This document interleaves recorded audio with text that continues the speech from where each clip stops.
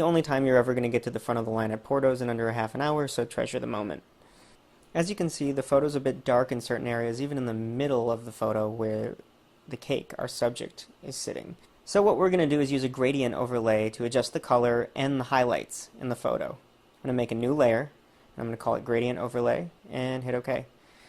So now we have an empty layer, and we need to choose our colors for the gradient. Because we want to cool this off just a tiny bit, we're going to use a very light blue and a very dark blue, but one that's not saturated at all.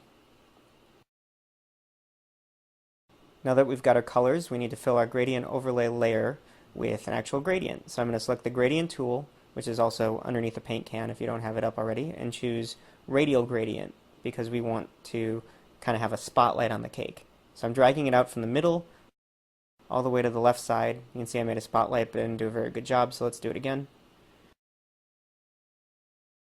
There we go. So as you can see, it's a little bit darker on the edges and lighter in the middle. So we just need to set the blending mode to overlay and then reduce the opacity of that layer. And as I bring it up, we get a little highlight on the cake, and it brings down the outside of the photo. And you get a little nice cooling effect on it as well. Just going to bring it down a little bit because we don't want to overdo it. And there you have it. That is a gradient overlay.